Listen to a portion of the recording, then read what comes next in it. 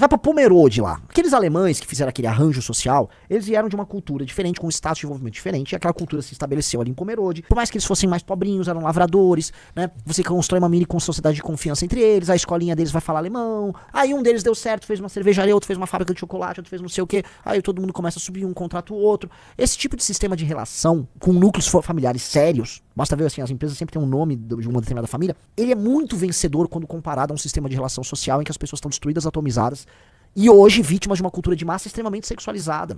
Não tem comparação. Aí vai perder. Aí quando perde, as pessoas vão querer procurar razões pra falar que o cara de Pomerode cresceu em detrimento do outro, mas não foi, não é detrimental. Nunca é detrimental. Isso é um besteirol. O crescimento de comunidades, especialmente quando a gente pega comunidades que foram vítimas de preconceito. Os japoneses, quando vieram pro Brasil, foram muito vítimas de preconceito. Demais. Falavam uma língua que nem era uma língua indo-europeia, então ela não tem um sistema de correspondência que você vai conseguir encontrar. Era tudo muito complicado. E os japa trabalharam, cara, 2, 3 gerações já, né?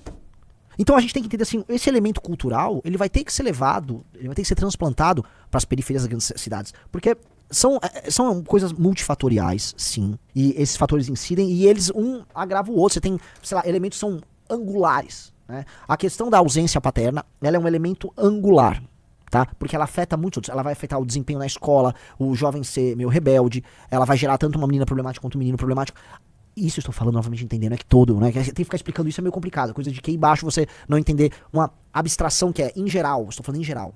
Que vocês entendam, essas coisas são multifatoriais, são profundamente culturais também, mas também refletem uma estrutura e um determinado tipo de arranjo social. E o Estado brasileiro se adaptou a isso. Então você vai pegar políticos populistas, como é o caso do André Janones. O que o André Janones faz? Ele fica lá, vamos produzir mais auxílio pra mãe solo, mais auxílio, a mãe solo precisa de assistência, mais auxílio pra mãe solo, a mãe solo é uma guerreira. Várias são guerreiras. Até porque, no fim do dia, mesmo sendo uma mãe ruim, é melhor ser uma mãe solo ruim do que um pai que deu foda-se, né? No mínimo, a criança ela não jogou no lixo, a criança. O pai que abandona a criança, no fundo ele jogou a criança no lixo.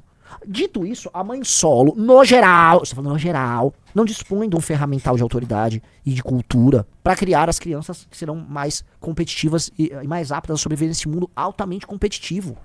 Eu tava lendo Selma The Economist agora, eu tô assustado, galera. A revolução da inteligência artificial, a gente tá vendo ela acontecer diante dos nossos olhos, mas ela vai escalar em velocidade. Talvez haja um grande ganho de produtividade, uma hiperabundância no mundo, mas isso virá com um preço. Profissões inteiras vão deixar de existir. Como é que eu vou explicar pra um garoto que hoje, sei lá, tá com 12 anos e não sabe escrever direito, não sabe ler o mínimo de um texto, nunca leu um livro? Como é que eu vou explicar pra esse cara que ele vai se adequar ao mundo da inteligência artificial? Não vai dar pra explicar. Não vai dar. E é muito cruel isso.